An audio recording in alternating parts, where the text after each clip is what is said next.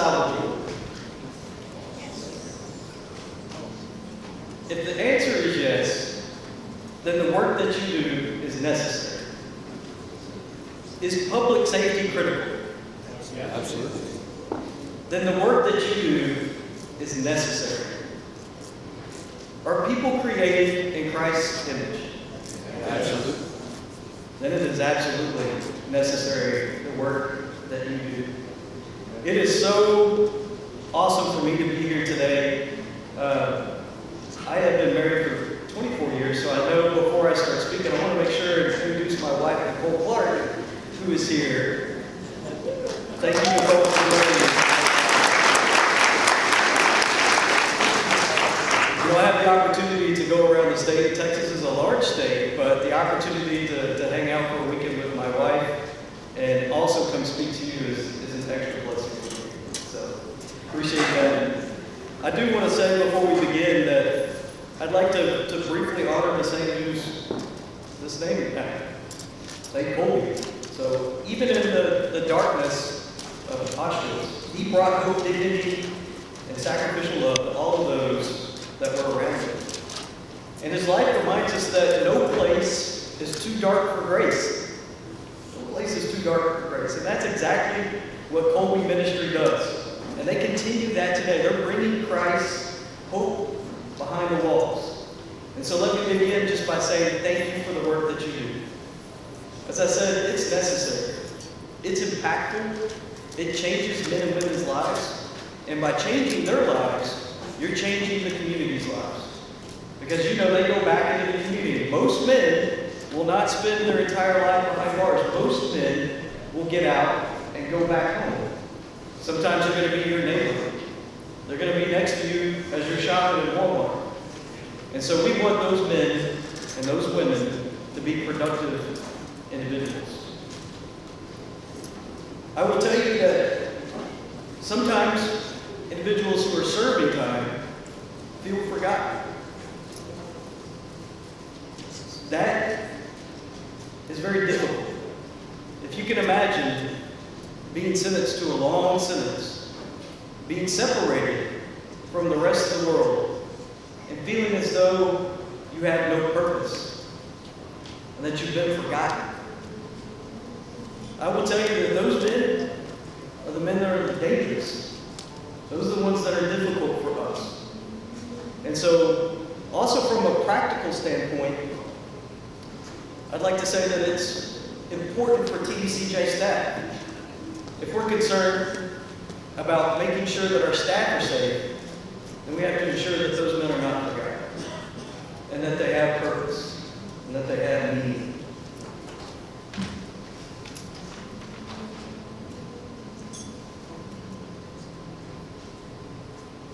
Alright, I'm just going to hit some buttons here eventually.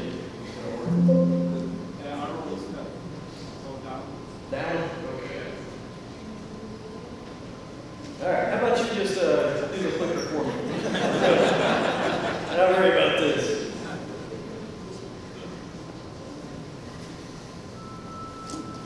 You know, when you talk about grace, it does something that really nothing else can do. It helps redefine a person's identity.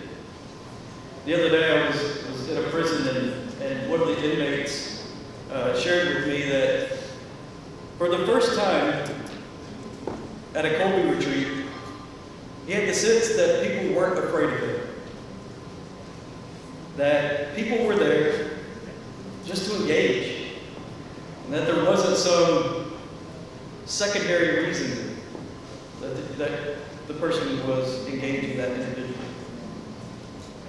And so I always go back to Matthew 25:36. And for me, that really embraces what Kolbe Ministry does. I was in prison, and you came to me. So today I'd like to just kind of begin and lay the groundwork for where we're at today in TDCJ. So we have 104 facilities all across the state, all the way from Texarkana down to Willacy, Texas, over to El Paso, and we encompass about 143,000 individuals who are incarcerated. when you look at that number, we are one of the largest criminal justice systems in the United States. For many years, our criminal justice numbers, our population numbers were declining. But I will tell you that those numbers are on the rise today. So if you go back to when COVID happened, we were at about 135,000, and we dropped to 114,000 individuals who were incarcerated. The criminal justice system stopped. Many of the arrests that were typically happening in the communities didn't happen. But we are in a situation now where the court system is back up and running, and we are averaging about 500 to 600 new individuals in the TDCJ a month. And so the system is growing. Fortunately, we have a really good relationship with the Board of Pardons and Paroles. And I will tell you that the Board of Pardons and Paroles, which is the entity that approves individuals to go home, has upped their parole rate. And so I do feel like we're in a system that is somewhat balanced. So more people coming in, but I will tell you that more people are going out the back door. Why does that matter? Why does that matter for Kolbe? Well, it matters because these individuals, again, are coming in, they need to be touched, but they are also leaving out, and we cannot let them leave out without being exposed to Jesus Christ. What's the faith and landscape look like behind TDCJ? We have 466 different faith backgrounds within TDCJ. So as individuals come in, we ask these individuals, what's your religious preference? And you can imagine, it's all over the board. All over the board. We have 132 chaplains who are out there serving in TDCJ facilities. And those men and women, oftentimes you know them well. They are out there ministering day in and day out to these men and women. But also behind them is nearly 29,000, almost 30,000 volunteers in the state of Texas who have raised their hand, and said, I want to come in. Think about that. TDCJ total has 36,000 employees. We have 30,000 volunteers that come in. Talk about a force multiplier for the state of Texas. So it is a necessity for us to engage individuals like yourself. It is so important that you're here. One of the things that we have really focused on is having an opportunity for individuals to live with folks of faith. If you can think of a prison, much like a community, they want to live around individuals who are also of the same faith or share faith. And so we have nearly 9,000 inmates who are living in faith-based dorms, who are committed to that long-term spiritual development. So faith isn't just a service, it's forming communities within TDCJ. And I will tell you, we've studied it, and it works. Men in faith-based dorms consistently show better emotional regulation, fewer conflicts, stronger personal accountability, and a deeper willingness to help others.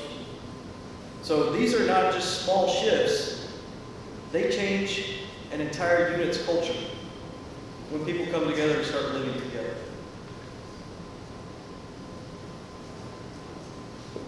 Another thing that we are focused on is actually places of worship. So when you look at TDCJ landscape in 104 facilities, we have 41 chapels. These are chapels that have been built on a prison facility, and that's what they're used for. 21 of them were built by the agency. Remember, we go back to 1849, and we have 20 of these chapels that are built by volunteer organizations. Let me tell you, having a space, a spiritual space where you can spark that fire, is so important. Because otherwise, as you know, we have our events in gymnasiums or other areas where we have space. And that can be difficult sometimes. It can be loud. You have the fans going. And so when you have that area that is specific to the men know I'm coming into this sacred space, it's important. One of the things that I really want to pursue is more chapels. I think it's important. And so right now, I've got a goal to have 10 additional chapels within TDCJ by 2030. That time frame is fast approaching. I will tell you right now, we have 2 of those chapels are in construction, and 3 are deep into the fundraising campaigns. So we're halfway to the goal right now. So if anybody has got a $2 million check that they would like to leave before I leave out, I would be tickled to take that. And we will put it to good use, I promise. I know many of you have seen this, and you guys are dedicated volunteers, but from the top down, and when I say the top down, I'm talking about Governor Abbott, down to the Lieutenant Governor, down to the Speaker, down to the members of our legislature. And I've had the pleasure of knowing Mr. Murphy for quite some time. He led corrections in the House. And I will tell you, these are men, women that care about faith. They believe it is important. And so having that leadership all the way down from our governor, down to the individuals that have volunteered to serve in our legislature, gives TDCJ direction of where we need to go. And that means that faith is important to us too. So we open the doors to volunteers. You know, if you think about, again, prisons as being a community, what better way to get rid of some of the myths about what prison is than to bring people in? Can you agree that sometimes Hollywood portrays life behind bars differently than what reality is? Absolutely. I mean, you would think that blood is spilling down the aisles day in and day out. But as I tell folks, prison a lot of times is pretty boring. Because in the criminal justice system, if you think about it, their interaction with the police, maybe a day. The interaction with the court system, a few months. The interaction with TDCJ, decades. And so these individuals come to us, and they have a long time to change. Become something they were not. And so we have opened the doors to all sorts of volunteer events. And I just love when I see folks coming in for the first time. Some of these new volunteers, and they're nervous. You know, that door opens up, they see all that razor wire, you hear the door come behind you, you're like, oh my gosh, it's going to be interesting. But it's usually after that first or second visit where they start to take their guard down too, right? And they realize that these individuals are just people, right? People that weren't raised like you and I, people that carry trauma with them that is manifested in a lot of different ways. I always remind folks that accountability is still part of this process. You got to be accountable for what you've done. And that's still baked into everything that we do. But being held accountable is one thing. But having opportunities to improve and grow, that's our job. That's your job. And so we've been having spiritual awareness conferences where we bring ministries in. I was just bragging to some of your board members that Kolbe is not a ministry that comes in just to take pictures. They're not a one and done. They're a group that comes in and stays for a minute. And you are men and women that keep coming back. If there's one thing that I've learned about men and women who are in prison, is they can sniff out a fake really quick. Right? They see through people's intentions because that's how you got to live your life sometimes. And so when you're true about the cause that you want to bring, inmates can pick that up. And part of that is building trust with individuals. So if you're there once and you come back 2 years, well, it's difficult to build a relationship. It's difficult to build trust. The other important thing is marriage retreats. It's not as though that someone's relationship with their spouse has to end because they come into prison. It is important for us, and I believe, keeping their bond with their family, so their children and their wives. Because if it's true that they're going to get back out, who better to get back to than their families? So keeping those bonds really close. And then, of course, religious events. Just recently had the opportunity to talk to some men who went to a Kolbe event and to get their perspective about, what'd you think? Did you enjoy it? All those sorts of things. And you may get to hear some of that perspective real soon. I will tell you that you have to really measure things to know if it's working. Right?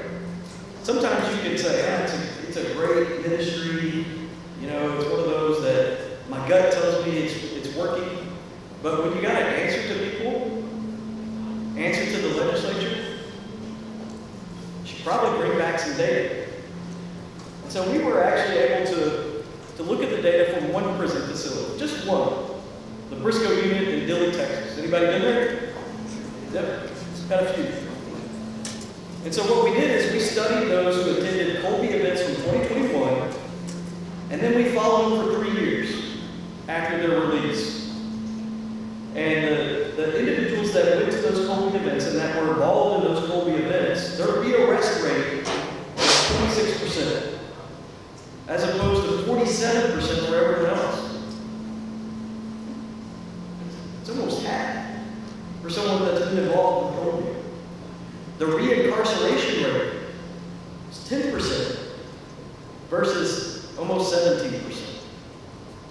So I share that with you so you know that it's working. And that's just one unit. So know that what you are doing is impactful. It is causing individuals not to be rearrested, and it's causing individuals not to come back to prison. And we're not even talking about the spiritual side of it.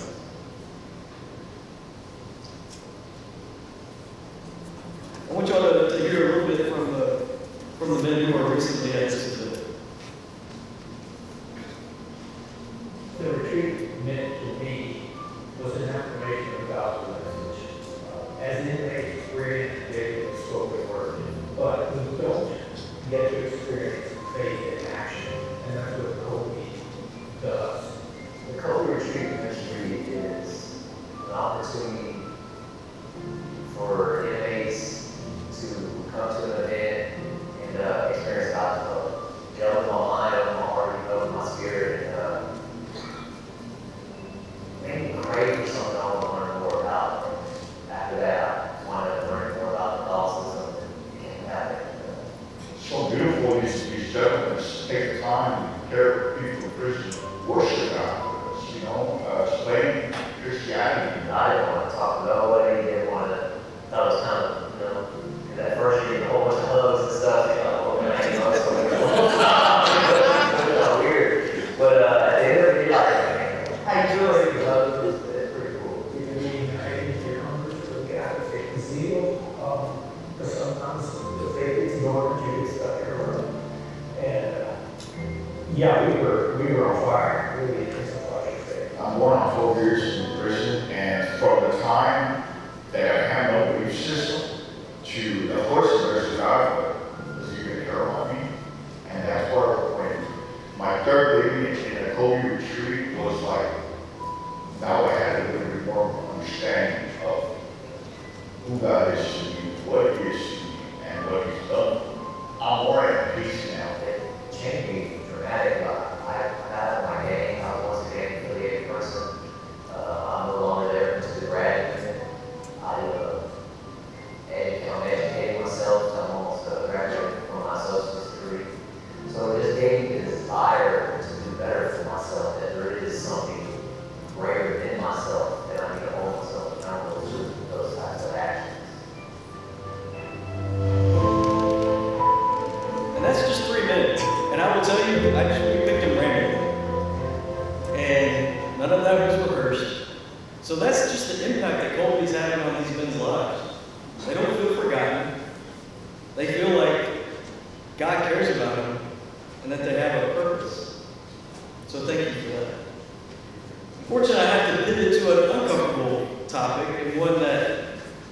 As I came here to speak, I wanted to make sure that you are aware of what's happening in TDCJ.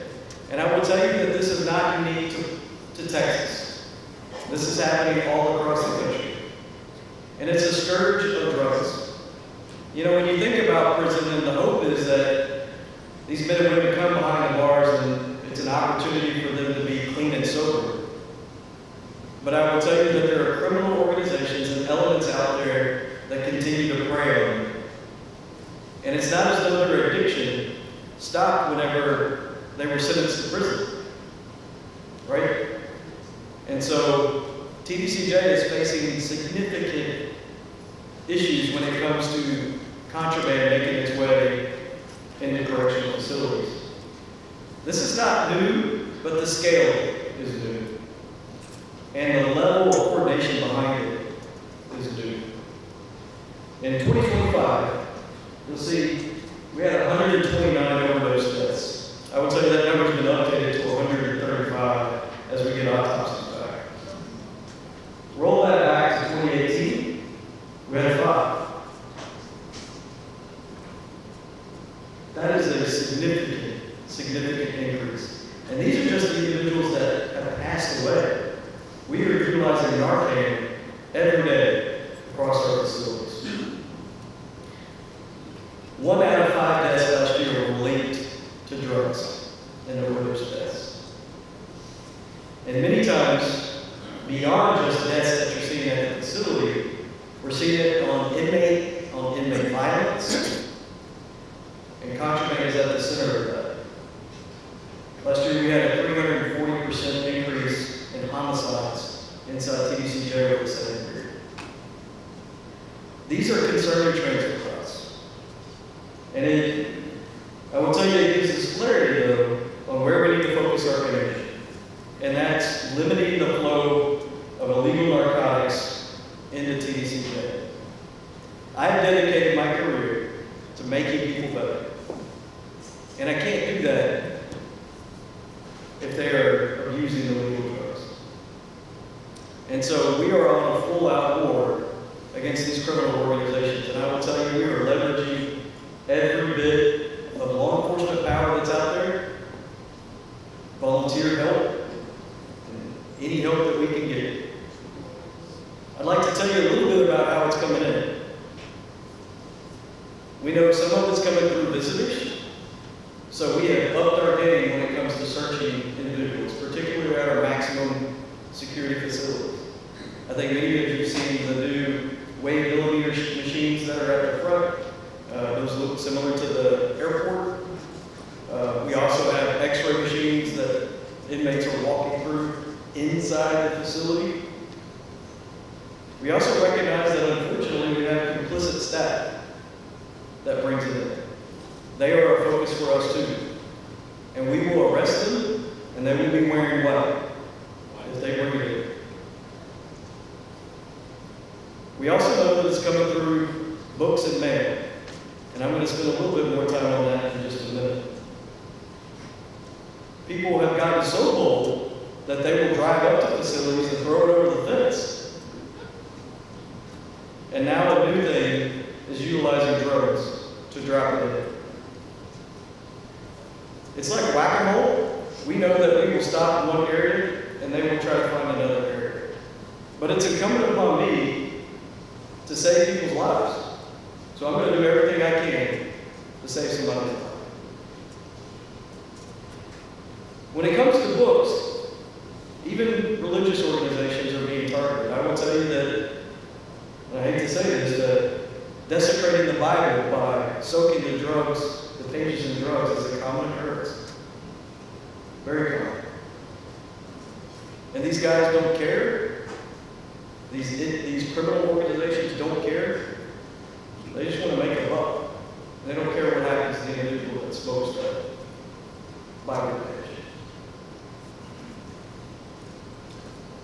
Another area is also legal and privileged mail.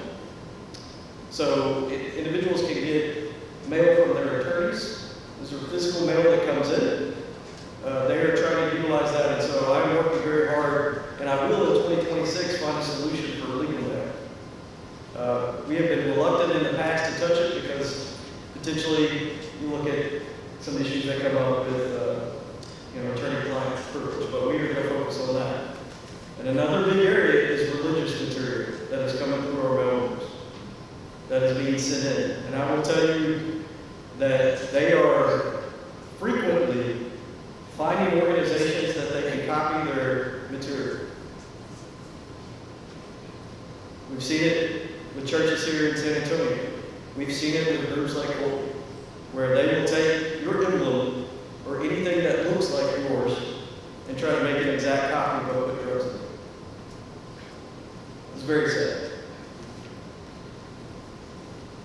There's big money in this world.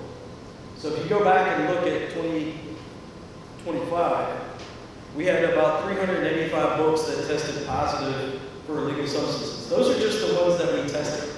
Many of them, if they had soap pages and it was evident, we may just put that on the side and not even test it. So 385 that tested positive for illegal substances. What we are seeing now is major criminal organizations, transnational gangs, race-based gangs, that are coming up with these labs. And these labs are dedicated just to beating TDCJ. We've had 3 different labs that we have busted within the last year that are large-scale operations. And we're talking about hundreds of thousands of dollars in cash being counted there and in bank accounts. And so it is big money. So one of the things that we did is we went to the Board of Criminal Justice, who are our bosses, and we kind of took an approach on 2 different areas, and that was hardback books and used books. Hardback books are very difficult for us to search utilizing some of the wave technology that we have. And so prohibiting hardback books, only allowing softback books. Again, these are coming through the mailroom, so things that are being mailed to a specific individual. And then also trying to tighten up the used books. Oftentimes we were getting books that may have a stain on them, and it could have been a legitimate stain, a coffee stain. But when you dug deeper into it, unfortunately it was drugs. And it's not just the inmates that are suffering. We've had 7 staff members who were taken to the hospital after being exposed to drugs like fentanyl. And so what I'll tell you is we have tightened up those rules, and what we've got coming in the future is an advanced notification portal. What this is going to look like is if Jason Clark is sending a book to a specific inmate, I'm going to want some information about that book. What's the title, where'd you buy it from, and who's it going to? There's also going to be a new component in which we utilize ID, which is an ID verification process to know who's sending that book in through the mailroom to a specific individual. Because again, what's happening today is they are replicating identities of individuals, and we have no way of verifying that. What happens today is a book just shows up to the mailroom, and we will do our best to try to verify who it's from and where it came from, but we have no real mechanism to do that. My hope is that this advanced notification portal is built and operational late fall, early winter within TDCJ. Another area that is important to talk about is the donation process. So oftentimes we would have large pallets of books and religious material just dropped off at a facility. And as you can imagine, criminal gangs have targeted that as well. So they will send fictitious emails, fictitious calls, saying we're coming to drop this off, and then when they get there, they drop it off deep within the donation material trucks, buried within there. And so what we have asked is entities that want to donate, not to a specific inmate, that you please donate it through a centralized place, which is Wyndham School District, in which it makes it very much more difficult for criminal organizations to know where that material is going to go after the fact. And we've also instructed our chaplains to ensure that they're pulling from that material. But I do want to make a distinction here, and this is important particularly for groups like Kolbe. is we're talking about things that are going through the mail and through donation processes. We're not talking about events that you hold or classes that you hold. And so I'm first to admit we are a large organization, and sometimes as we roll out rules, they don't always get translated down as best as we would hope. And so I certainly know that there's been some bumps in the road when it comes to wardens interpreting the rules appropriately. But I will tell you, if you have your Kolbe events, you have your Kolbe classes, and you're bringing that material with you, you can do that. That is acceptable. I will tell you, expect for it to be searched really, really well. And that's just something, unfortunately, that we're going to have to do moving forward.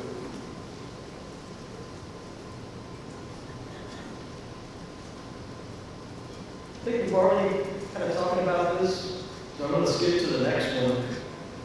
And I'd like to just talk about results, right? You know, again, I'm very, very data focused.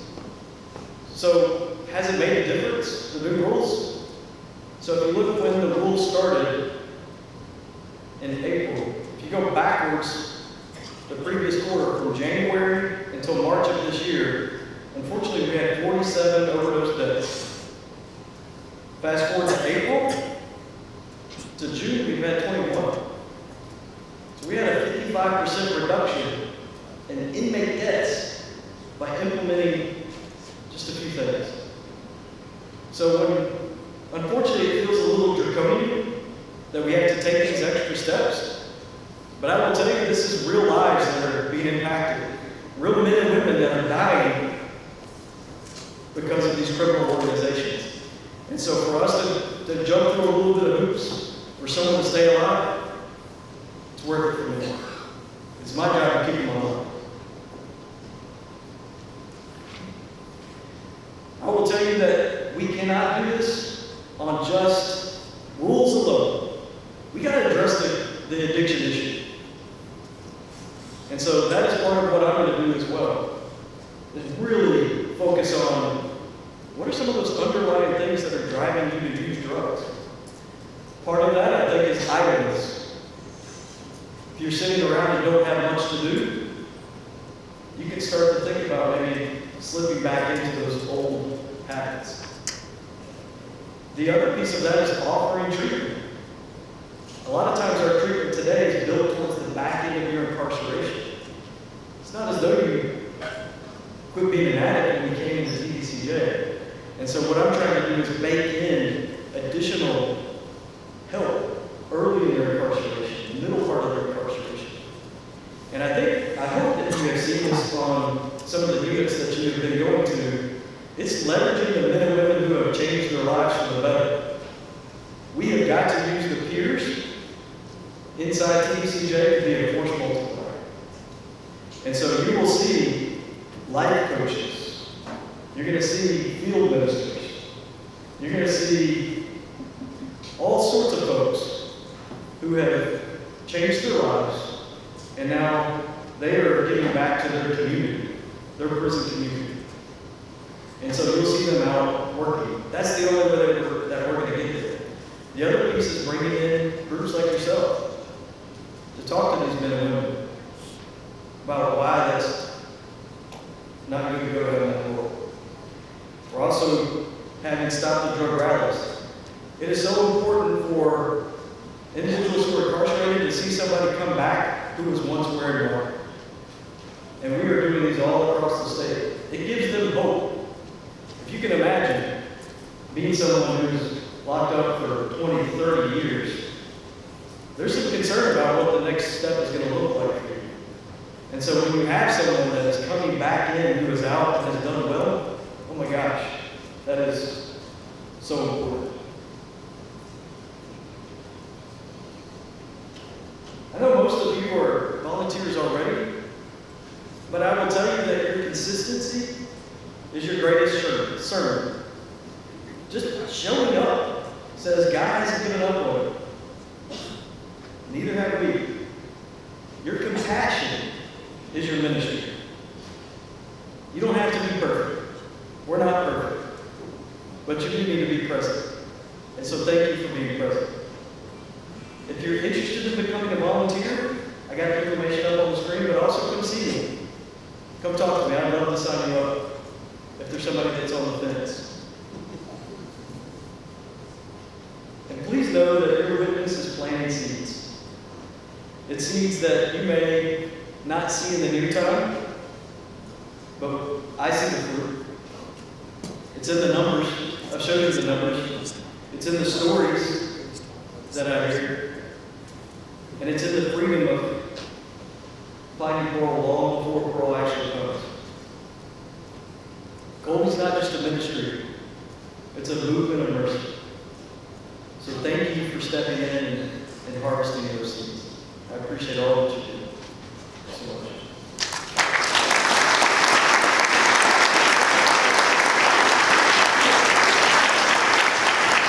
So we have the Q&A, folks. Thank you again for those wonderful words. It's pretty awesome. I don't know why. I know the top of your presentation. But questions, there'll be those over here have the line. There's so much people.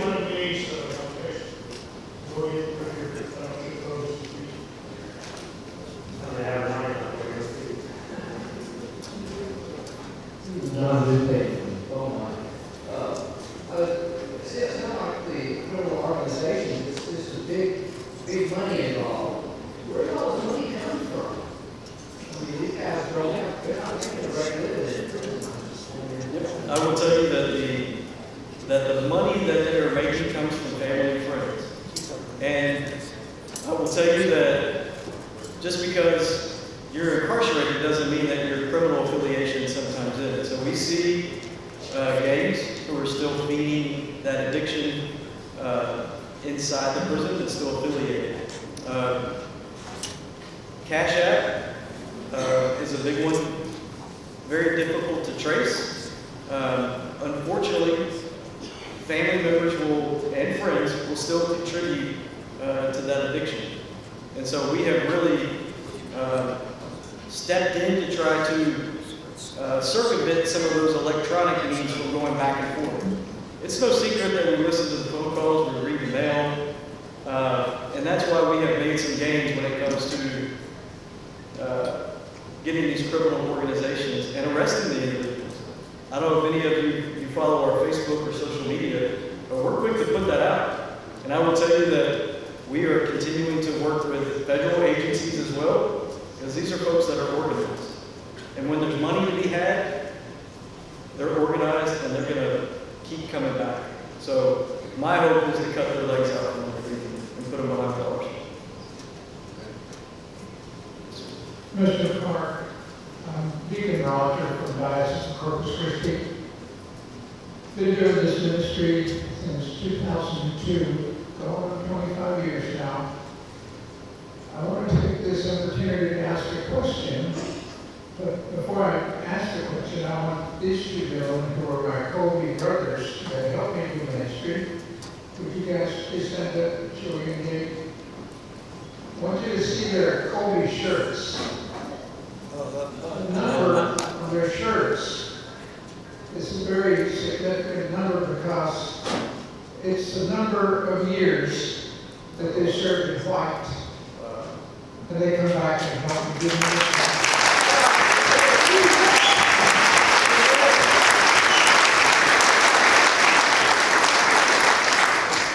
I was presented a Kolbe shirt myself. I didn't wear it today, but my shirt has an 11 on it. Those are the years that I spent in TDC in grade. So I feel so attached to all my Kolbe brothers. But the question I need to ask you, Mr. Clark, and I really appreciate the work that you're doing, what are we doing in terms of the culture between gray and white? Because the 11 years that I spent as a correctional officer, I saw the bumping of heads between white and gray. What are we doing in terms of that? Deacon, great question. Men, thank you. I'm glad you're doing good. You are absolutely right, and I will tell you that culture is something that we are completely focused on. When I started in 2006, it would be inappropriate for me to come up and shake a man's hand. That did not happen. I think you can verify that, boss. That was it's something that we saw those individuals that were serving time is maybe less than. And part of what we are baking into our hiring, but also some of those long-time correctional officers are, that is an equal to you. Not to be talked down to, not to be thought of less than. And you know what? It's okay to shake somebody's hand. Part of changing the culture as well is changing the atmosphere. So, what I believe corrections is heading is humanizing our facilities. Part of that means adding air conditioning. Part of that means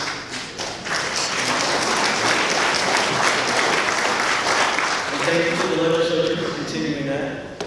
Part of that is empowering men to change their area. Paint the walls, man. Put in bigger TVs. For those that are behaving, incentivizing some of the living areas to make it better. So I think what you're going to start seeing, and we have worked really hard over this over the last 5 years, Deacon, is it's got to begin with us. With TDCJ. And that will translate down to the men and women that are incarcerated with us. Because if we come in, and it's self-serving too, don't get me wrong.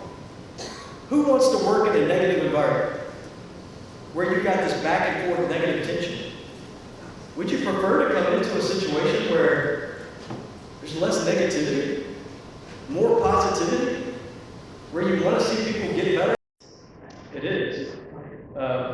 Super excited. We are actually in, thank you to Lieutenant Governor Dan Patrick, we have a multi-purpose building / chapel that is being built at the Hobby Unit. They broke ground not terribly long ago, and that will actually hold our field ministry, our seminary program for women. I don't know if y'all have been exposed to field ministers or not. Those men that are out there, look, bro, they're legit. They are legit. And now we've got a graduated class of female field ministers who are going to soon be going out and ministering to the women in white. And so, super excited about that. We need to grow that side of things. And also, I am interested in looking at the female population.